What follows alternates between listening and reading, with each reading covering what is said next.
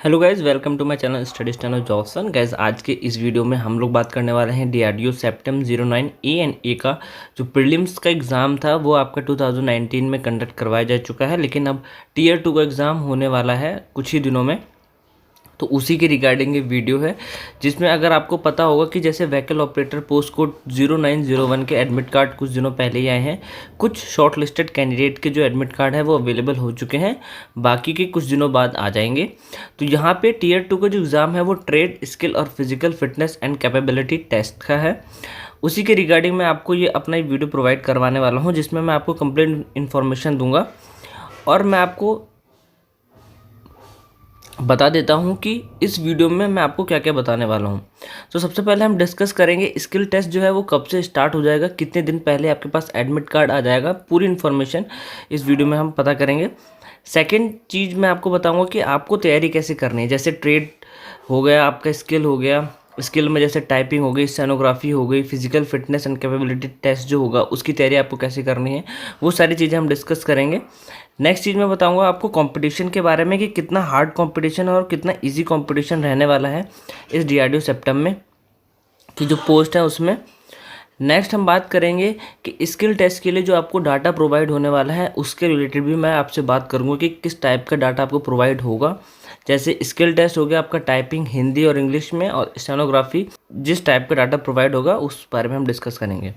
Last में मैं discuss करूँगा कट ऑफ से रिलेटेड, जो डीआरडीओ की टीयर 2 के बाद जब मेडिकल कंप्लीट हो जाएगा, कुछ कुछ पोस्ट में मेडिकल भी है, तो उसके कंप्लीट होने के बाद जो फाइनल मेरिट लगेगी उससे रिगार्डिंग भी हम लोग डिस्कस करने वाले हैं यहाँ पे अपने इस वीडियो में। तो ज़्यादा देर न करते हुए चलिए शुरू करते हैं। सबसे पहले हम बात करते हैं स्किल टेस्ट कब से स्टार्ट होने वाला है। तो यहाँ पे कुछ दिनों पहले नोटिफिकेशन आया था व्हीकल ऑपरेटर का पोस्ट कोड 0901 का, जिसमें कुछ शॉर्टलिस्टेड कैंडिडेट के जो एडमिट कार्ड थे वो अवेलेबल हो गए थे। बट यहाँ पे अगर आप सेकंड पॉइंट देखेंगे, rest of the shortlisted candidate will be called for tier second trade skill physical fitness and capability test tentatively in the 3rd-4th week of November 2020. Their admit cards will be uploaded at least 15 days before the day of test। तो यहाँ पे clearly कह दिया गया है कि जो आपके नवंबर 2020 के 3rd या 4th वीक में आपका जो टीयर 2 का एग्ज़ाम कंडक्ट होने वाला है, और लेकिन यहाँ पे एडमिट कार्ड जो है वो आपके 15 दिन पहले ही आ जाएंगे। मीन्स दीपावली से पहले या दीपावली के आसपास आपके जो एडमिट कार्ड हैं आपको अवेलेबल हो जाएंगे टीयर 2 के लिए। तो यहाँ पे एडमिट कार्ड जो है आपका वो 50 डेज पहले आएगा, 3rd या 4th वीक, ठीक है। तो यहाँ पे बात हो गई एडमिट कार्ड जो है वो आपका 15 दिन पहले आ जाएगा आपके स्किल टेस्ट से, ठीक है। नेक्स्ट बात करते हैं हम आपको तैयारी कैसे करनी है। देखो अलग अलग पोस्ट के लिए अलग अलग क्राइटेरिया है। आपका टीयर सेकंड के लिए ट्रेड वाला है, स्किल के लिए जैसे टाइपिंग हो गया हिंदी और इंग्लिश की, और स्टेनोग्राफी भी स्किल टेस्ट में आता है, ठीक है। Physical fitness and capability test है, रनिंग और अदर चीज़ें भी मांगी हुई हैं। तो इसके लिए हम नोटिफिकेशन में चलते हैं, जिसमें मैं आपको अलग अलग डिपार्टमेंट का अलग अलग बताऊंगा कि आपको टीयर सेकंड के लिए किस तरीके से तैयारी करनी है। तो यहाँ हम आ गए हैं अपने नोटिफिकेशन में जो डीआरडीओ द्वारा दिया गया था टीयर सेकंड में, जो for the post of assistant halwai cum cook it is mandatory to pass the trade test. तो हलवाई कुक के लिए यहाँ पे आपका ट्रेड टेस्ट क्लियर करना होगा। For the post of vehicle operator A and fire engine driver A passing of driving test is mandatory. तो यहाँ पे उनको ड्राइविंग टेस्ट पास करना होगा। अगर हम टाइपिंग टेस्ट के लिए बात करें तो वो इसेंशियल है for the post of administrative assistant A, store assistant A and clerk के लिए। और स्टेनोग्राफी के लिए आपको स्टेनोग्राफी का जो डिक्टेशन एंड ट्रांसक्रिप्शन टेस्ट होगा वो आपको क्लियर करना पड़ेगा। और अगर फिजिकल मेजरमेंट की बात करें, physical fitness and capability test की बात करें, तो वो पोस्ट है आपकी security assistant A, fire engine driver A and fireman के लिए, ठीक है। तो यहाँ पे मैं आपको धीरे धीरे करके हर पोस्ट के लिए डिटेल में बताऊंगा कि आपको फिजिकल मेजरमेंट कैसे करना है, physical fitness and capability test के लिए, उसके बाद टाइपिंग और स्टेनोग्राफी के लिए मैं आपको गाइड करने वाला हूँ अपने इस वीडियो में, ठीक है। तो यहाँ पे अगर देखें हम फिजिकल मेजरमेंट, हाइट और चेस्ट एक्सपेंशन, वेट, तो ये आपको अपने मेंटेन करना पड़ेगा इसको अपने हाइट के अकॉर्डिंग, ठीक है। यहाँ पे आपको जो वेट है वो क्लियरली मेंशन कर रखा है कि मिनिमम 50 केजी होना चाहिए। तो ये बहुत ज़्यादा इंपॉर्टेंट चीज़ हो जाती है कि जिन बच्चों का अगर वेट कम है तो उनके पास अभी टाइम है, वो वेट इंक्रीज़ कर सकते हैं। 50 केजी मिनिमम होना चाहिए, ठीक है। फिजिकल मेजरमेंट आपको देख के जाना है, प्रॉपर चीज़ें। चेस्ट एक्सपेंशन आपको 5 सेंटीमीटर होना चाहिए और अनएक्सपेंडेड 81 सेंटीमीटर होना चाहिए, मिनिमम मांगा गया है, ठीक है। मेल के लिए अलग क्राइटेरिया है, फीमेल के लिए अलग क्राइटेरिया है। फीमेल के लिए जो वेट है वो 45 केजी मिनिमम होना चाहिए, ठीक है। तो नॉक नी, ये मेडिकल में सारी चीज़ें चेक होगी। फिजिकल मेजरमेंट जो है, मेडिकल स्टैंडर्ड की बात कर ले तो 6/6 विदाउट एड्स, ठीक है। तो यहाँ पे आपका जो है आंखें भी आपकी प्रॉपर होनी चाहिए, ठीक है। अगर फिजिकल एंड्योरेंस टेस्ट की बात करें तो यहाँ पे रनिंग मांगी गई है आपकी 1600 मीटर, वो भी 7 मिनट में। ज़्यादा डिफ़िकल्ट नहीं है, काफ़ी इजी रनिंग है इसमें, ठीक है। Carrying a weight of 63.5 kgs to a distance of 183 metre within 96 second. तो ये ओनली फॉर फायरमैन पोस्ट के लिए, सिर्फ फायरमैन जो हैं उनके लिए ये फिजिकल एंड्योरेंस टेस्ट होगा, जिसमें आपको 63.5 kg का जो वेट होगा वो आपको 183 मीटर तक लेके जाना होगा, वो भी 96 सेकेंड में, ठीक है। 3 मीटर वर्टिकल रोप क्लाइंबिंग होगी, 3 मीटर फुट अबव ग्राउंड, और 20 सिटअप्स होंगे, और clearing 2.7 metre wide ditch and landing on both feet to achieve in any one of the 3 chances given, ठीक है। तो यहाँ पे आपका फिजिकल एंड्योरेंस टेस्ट दिया गया है, वो कुछ जो है वो ओनली फॉर फायरमैन है। बाकी जो है वो मैंने अभी आपको बताया था कि फिजिकल फिटनेस और कैपेबिलिटी टेस्ट जो है वो आपका सिक्योरिटी असिस्टेंट ए और फायर इंजन ड्राइवर ए और फायरमैन के लिए ही है, ठीक है। तो यहाँ पे आपको ये चीज़ें नोटिस करनी है कि आपको किस तरीके से तैयारी करनी होगी अपने फिजिकल के लिए, ठीक है। तो यहाँ पे बात हो गई इसकी physical fitness and capability test की। तो अब बात करते हैं स्किल टेस्ट की। अगर आप देखें तो आपके पास मिनिमम से मिनिमम अगर हम लेके चले तो 15 डेज़ हैं आपके पास अभी तैयारी करने के लिए, और जो कि बहुत इनफ है। चाहे मैं हिंदी टाइपिंग की बात करूं और चाहे मैं इंग्लिश टाइपिंग की बात करूं, अगर अभी भी आपने स्टार्ट नहीं किया है तो ऐसी भी कोई घबराने वाली चीज़ नहीं है। आप 15 डेज़ में 30 वर्ड पर मिनट जो हिंदी में मांगी गई है और 35 वर्ड पर मिनट जो इंग्लिश में मांगी गई है उसको आप क्लियर कर सकते हो ईजिली, क्योंकि जो पोस्ट है administrative assistant A, store assistant A and clerk की, जिसमें हिंदी और इंग्लिश की टाइपिंग मांगी गई है, उसमें आपको देखना है कि आपकी जो हिंदी की स्पीड है वो 30 वर्ड पर मिनट से अबव होनी चाहिए, और इंग्लिश की जो स्पीड है वो 35 वर्ड पर मिनट से अबव होनी चाहिए, ठीक है। तो यहाँ पे स्पीड से रिलेटेड बात हो गई है, बट आपको कवर कैसे करनी है 15 डेज़ में मैं आपको बता देता हूँ। इंग्लिश की अगर मैं बात करूँ तो इंग्लिश की काफ़ी ईजी है। आपको सिर्फ अपने पर डे आपको 4 या 5 आवर्स तक टाइपिंग करनी होगी, वो आपको टाइम मैनेजमेंट करना है। कैसे करनी है मैं आपको बता देता हूँ कि आपको आधा घंटा लेके चलना है, आधे घंटे टाइपिंग करनी है, फिर रेस्ट करना है दिन भर, ठीक है।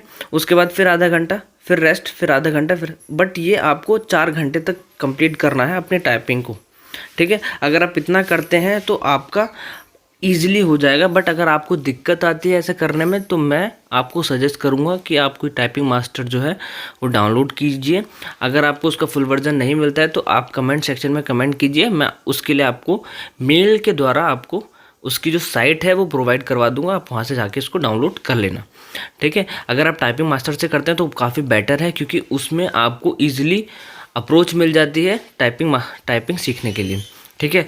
अदरवाइज़ जब आप टाइपिंग प्रॉपरली सीख जाएंगे तो आप एक कॉपी से रख के उसको टाइपिंग करते रहिए, उससे आपकी टाइपिंग और आपकी जो टाइपिंग स्किल होगी वो एनहांस होगी, ठीक है। तो यहाँ पे इंग्लिश की बात हो गई, अब हिंदी की बात करते हैं। हिंदी के लिए अक्सर मैंने देखा है कि टाइपिंग जो सॉफ्टवेयर होता है वो प्रोवाइड नहीं हो पाता है, लेकिन अगर हम देखें पहली चीज़ तो हिंदी में जो फ़ॉन्ट है वो अभी कम्प्लीटली मेंशन नहीं किया गया है DRDO द्वारा कि कौन सा फ़ॉन्ट आने वाला है। बट अगर आप में से किसी स्टूडेंट को अगर पता है कि कौन सा फ़ॉन्ट आने वाला है तो प्लीज़ कमेंट सेक्शन में कमेंट ज़रूर कीजिएगा, जिससे और बच्चों की हेल्प हो जाएगी।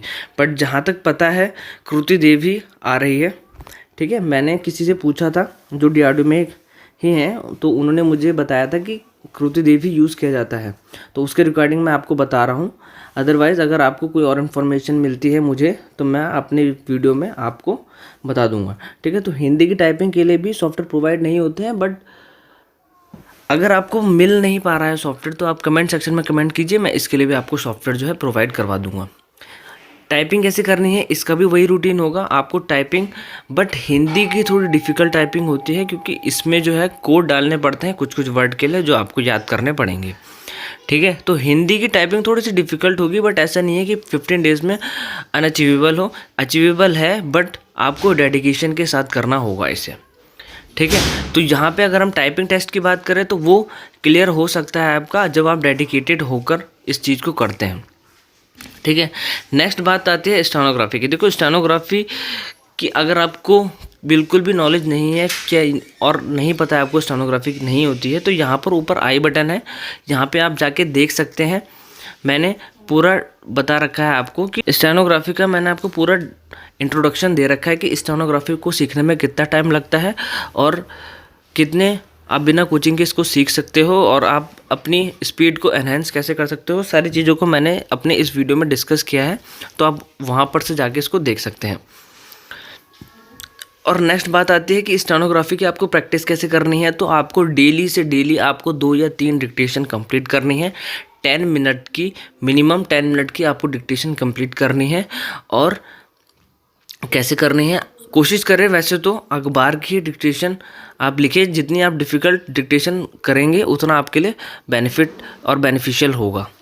ठीक है, तो स्टेनोग्राफी की आपको तैयारी कैसे करनी है, आपको डेली 2 या 3 डिक्टेशन कंप्लीट करनी है, उसको डिक्टेट करके 10 मिनट, फिर थोड़ा सा टाइम लेके उसको पढ़ना है और उसके बाद उसका कंप्यूटर में टाइप करना है उसको।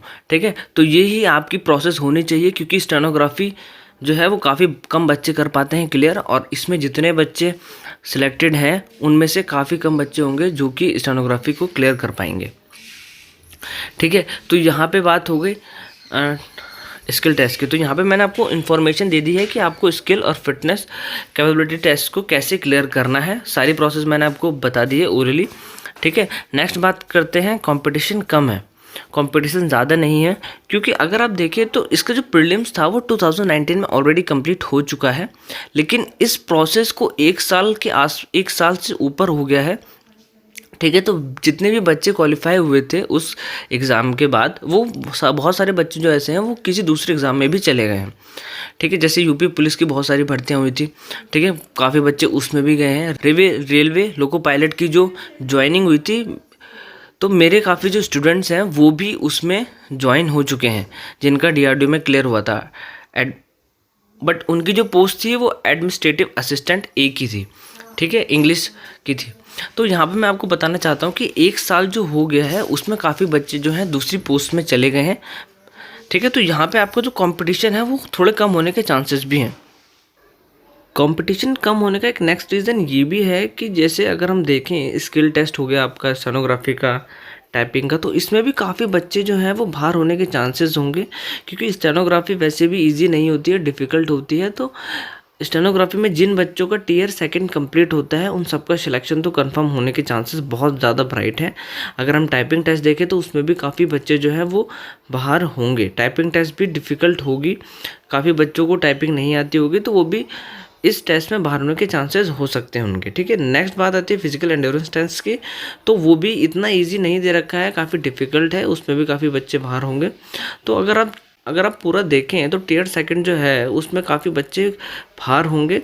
ठीक है, और ऑलरेडी वैसे भी काफ़ी बच्चे हैं जिनके सर्टिफिकेट रिजेक्ट हो चुके हैं, वो ऑलरेडी बाहर हो चुके हैं, तो यहाँ पे ऑलरेडी आपका कंपटीशन लेवल कम हो चुका है। उसके बाद मेडिकल में भी बच्चे बाहर होंगे। ठीक है, तो आप ये खुद देखिए कि आपका जो है काफ़ी ब्राइट चांसेस है अगर आप टियर 2 में मेहनत करके इसको क्लियर कर लेते हैं। ठीक है, तो उसके बाद आपका काफ़ी ब्राइट चांसेस हो जाता है मेन कट ऑफ में आने का, मेन मेरिट लिस्ट में आने का।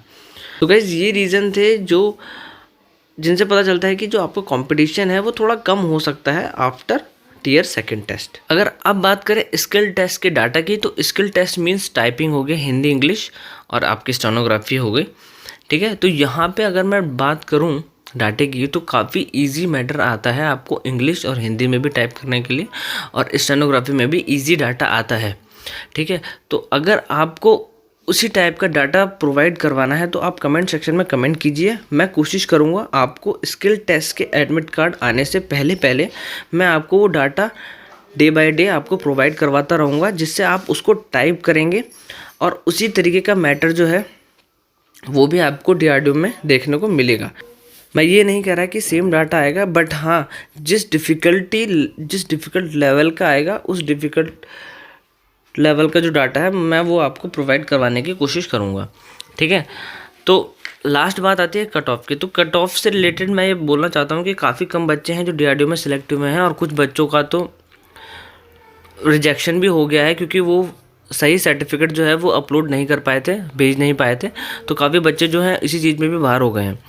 तो कट ऑफ से रिलेटेड जो बात है वो ये है कि आपको मुझे कमेंट सेक्शन में अपनी पोस्ट और पोस्ट कोड और अपने जो मार्क्स हैं वो आपको प्रॉपरली मेंशन करना है कमेंट सेक्शन में, जिससे कट ऑफ का जो वीडियो है वो बनाने में थोड़ा इजी होगा और उससे आपको थोड़ा मोटिवेशन भी होगा कि हाँ आपके चांसेस ज़्यादा हैं और आप मेहनत भी ज़्यादा करेंगे उससे रिलेटेड।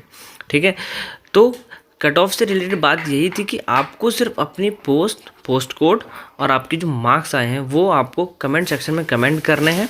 ठीक है, जिससे हर एक पोस्ट का अलग अलग जो क्राइटेरिया होगा कट ऑफ का वो डिस्कस करने में थोड़ा इजी रहेगा, और उससे रिलेटेड मैं अगला जो वीडियो होगा वो कट ऑफ से रिलेटेड आपका बनाऊँगा।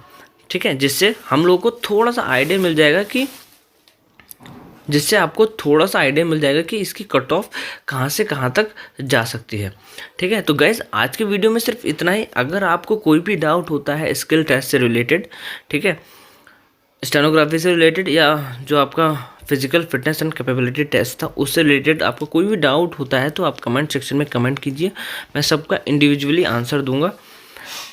तो गाइज़ आज की वीडियो में सिर्फ इतना ही। आई होप आपको ये वीडियो पसंद आया होगा। अगर आपको ये वीडियो पसंद आया तो गाइज़ प्लीज़ इसको लाइक कीजिए और आगे की इन्फॉर्मेशन के लिए मेरे चैनल को सब्सक्राइब कीजिए। Thank you.